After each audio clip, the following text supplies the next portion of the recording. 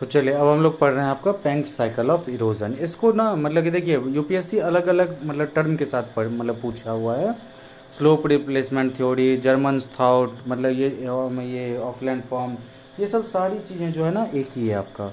ठीक है, आप याद रखना इसको।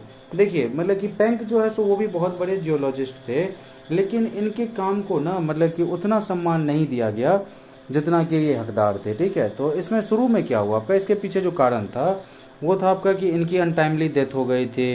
इनके जो ऑब्सक्योर मतलब कि ये कंपोजिशन थे मतलब कि जर्मन लैंग्वेज में वो डिफ़िकल्ट थे समझने में, इसकी वजह से। उसके बाद टर्मिनोलॉजी अच्छे से डिफाइंड नहीं था आपका, मतलब इल डिफाइंड टर्मिनोलॉजी आप कह सकते हो। इसके बाद जो डब्ल्यू एम डेविस का जो मतलब अभी हमने पढ़ा था आपका, मॉरिस डेविस का, मतलब कि उन्होंने जो है सो मिसलीडिंग रिव्यू दिया इनको। ठीक है, उसके बाद इंग्लिश लैंग्वेज में इनका ट्रांसलेशन जो है ना वो अच्छे से नहीं हो पाया आपका, फॉल्टी ट्रांसलेशन था मतलब, और बहुत सारे कॉन्ट्राडिक्टरी आइडियाज़ थे। तो इन सब की वजह से इनके काम को पहले नोटिस नहीं किया गया था। ठीक है, उसके बाद क्या हुआ आपका, इसको मतलब कि गलती से जो है सो पैरेलल रिट्रीट ऑफ स्लोप ही समझ गया। लेकिन बाद में जब आपका मतलब कि इनकी डेथ हो चुकी थी उस टाइम तक आपका, जब बाद में चेक और बॉसवेल थे आपका जियोलॉजिस्ट, और मतलब कि इन लोगों ने इनकी थ्योरी को बहुत अच्छे से स्टडी किया, तो फिर उनको अच्छा लगा। ठीक है, उन्होंने इनकी मतलब तारीफ़ की। उसके बाद एम साइमन थे एक 1962 में, जिन्होंने इनकी थ्योरी को जो है सो काफ़ी मतलब जो है सो बोला कि नहीं मतलब कि पेंक जो है सो काफ़ी बड़ा कंट्रीब्यूशन है इनका जियोलॉजी में। फिर ये हाईलाइट हुआ। ठीक है, ये थ्योरी जो है सो, तो मतलब इतना सारा पॉइंट में आपको जो आपको याद रहे वो आप लिख लेना। एक दो लाइन का इंट्रोडक्शन तो शुरू में बनाना पड़ेगा ना, तो इस टाइप से। वैसे मतलब जो है सो हम लोग अब चलते हैं आपका इनके थ्योरी की तरफ। मतलब कि इनका जो मेन गोल था आपका पेंक्स जो मॉर्फोलॉजिकल सिस्टम का, उसमें था कि मतलब फाइंड करिए कि मोड ऑफ डेवलपमेंट क्या है किसी भी लैंडफॉर्म के होने का। दूसरे वर्ड्स में आप ये कह सकते हो कि Penck sought the interpretation of diastrophic history of regions on the basis of the interpretation of present day landform characteristics. ठीक है, तो आप इनके थ्योरी को जो है सो आप देख सकते हो कि मतलब इन्होंने कहा कि मतलब आप ऐसे लिखना फिर शुरू में, मतलब कि जितना मैंने अब ये आपको बताया उसमें से दो तीन लाइन आपको जो याद रहे वो आप उसके इंट्रोडक्शन में डाल लेना।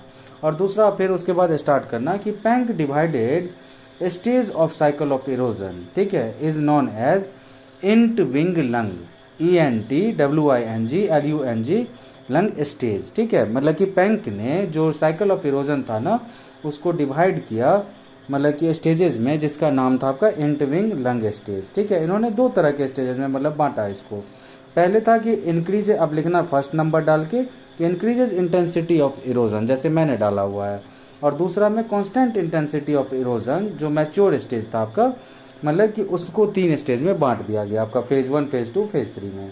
तो अब पहला में देखिए आपका इंक्रीज इंटेंसिटी ऑफ इरोजन, उसमें भी तो थोड़ा तो एक्सप्लेन करना पड़ेगा ना।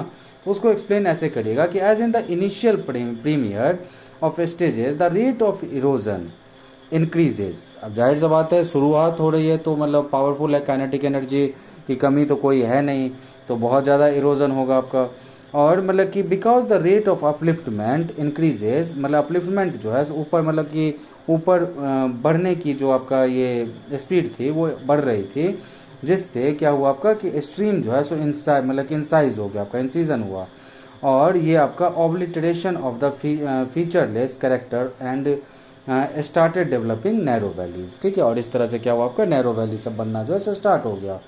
दूसरा इन्होंने कहा कि जैसे कांस्टेंट इंटेंसिटी ऑफ इरोजन जो है उसमें मैच्योर स्टेज जिसको कहा इन्होंने, उसके तीन स्टेजेस बताए इन्होंने। फेज 1 में कहा कि कोई भी मतलब कि एक एक्सेलरेशन होता है आपका अपलिफ्टमेंट का। एक्सेलरेशन तो पता है ना आपका, rate of change in velocity जिसको कहते हैं हम लोग, वही टाइप का कि ऊपर उठने का एक जो आपका एक्सेलरेशन था वो आपका वर्क कर रहा था। लेकिन ये जो इंक्रीज ऑफ एक्सेलरेशन था वो इतना नहीं था, मतलब कि the increase of acceleration is not as high as compare to previous phase. जो आपका इंक्रीज इंटेंसिटी ऑफ इरोजन में जो एक्सेलरेट हो रहा था, अपलिफ्टमेंट हो रहा था मतलब कि ये लैंडफॉर्म्स का, वो इस स्टेज में नहीं हो रहा था। मतलब कि इसमें आप ऐसे समझिए कि इसका जो माउंटेन का जो समिट था, या जो मतलब आपका लैंडफॉर्म जो भी है उसका जो समिट था, वो उस मतलब कि स्पीड से नहीं मतलब कि बढ़ रहा था, अपलिफ्ट हो रहा था, स्लोअर स्पीड से हो रहा था। Summit rise with slower speed. और दूसरा आपका मतलब कि इस फेज में एब्सोल्यूट रिलीफ जो है वो इंक्रीज हो रहा था, लेकिन रिलेटिव रिलीफ जो है ना वो कांस्टेंट था अभी भी। ठीक है, तो ये था आपका इसका कांस्टेंट इंटेंसिटी ऑफ इरोजन का फेज 1 में। आप यही लिखना, फिर से एक बार बता दे रहा हूँ, आप लिखना कि देयर इज एन एक्सेलरेशन और upliftment, however the increase of acceleration is not as high as compare to previous phase. It results the summit rise with slower speed. In this phase absolute relief increases but relative relief remains constant. ठीक है, ये था आपका phase 1, mature stage का phase 1 था ये.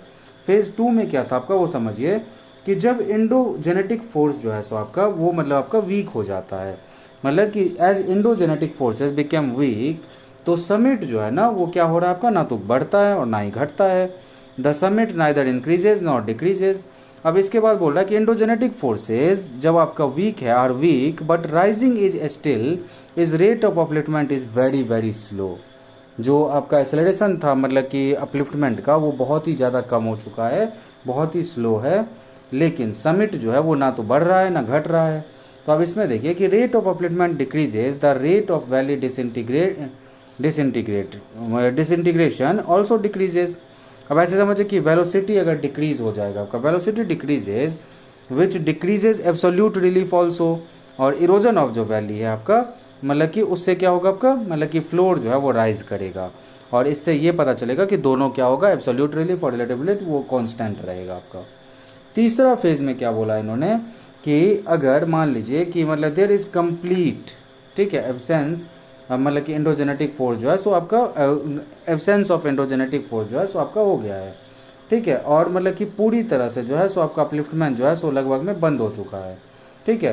तो ये क्या होगा आपका, अपनी जो हाइट है ना वो आपका डिक्रीज करेगा, क्योंकि इरोजन तो हो ही रहा है ना, तो अब उसका ऊपर उठना बंद हो चुका है, तो इरोजन जो है सो आपका वो लीड कर रहा था, तो इसकी वजह से उसका एलिवेशन क्या होगा आपका, डिक्लाइन कर जाएगा, ठीक है,